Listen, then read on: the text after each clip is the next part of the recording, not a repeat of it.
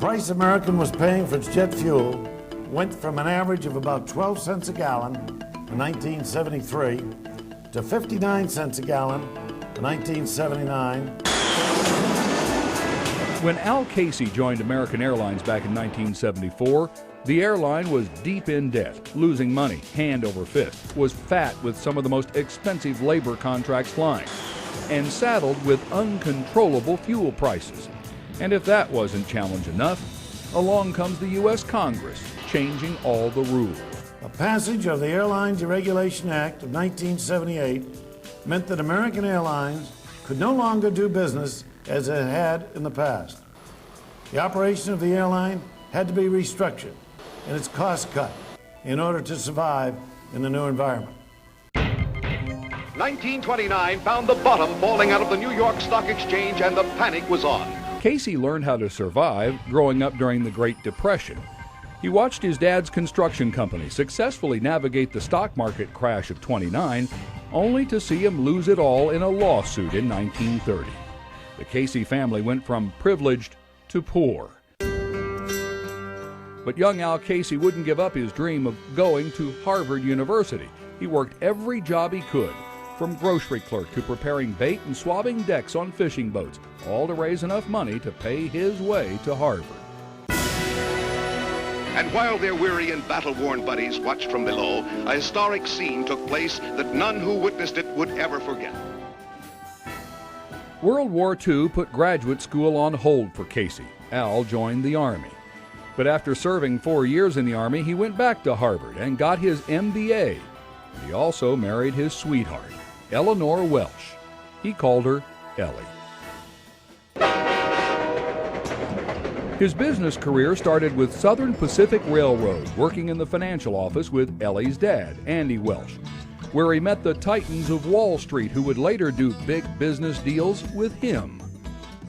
He rode those rails into his next career at the Times-Mirror, where he expanded the Los Angeles publishing empire from newspapers into television, entertainment, and beyond.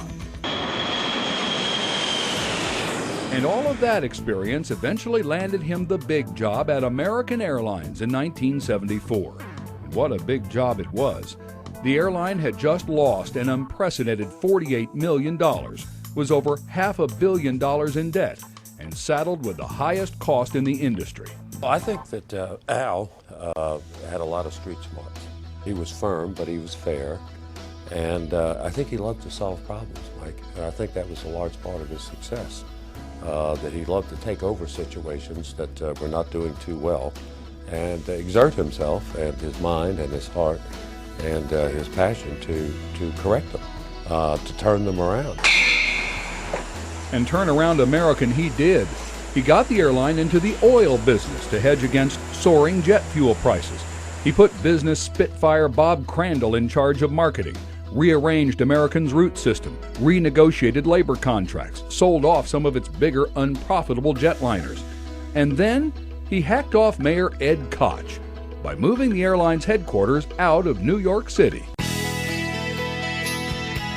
As part of a profit improvement plan, the company's corporate headquarters was relocated to Dallas-Fort Worth in 1979 to achieve operational and economic benefits.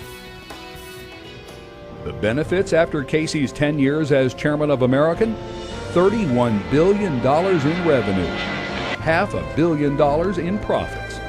His rival and good friend, Southwest Airlines chairman Herb Kelleher, says the rest is history. And I think he had the capacity to get people to work together instead of working against one another, which I think is one reason why he was successful at Resolution Trust as well as at the post office. Casey is gone now, but he left us a lasting legacy in his book, Casey's Law. He said, "A successful society is a people business, and the heart and soul of this nation are men and women who understand and believe that if something can go right, it should, and then do their damnedest to make sure it does."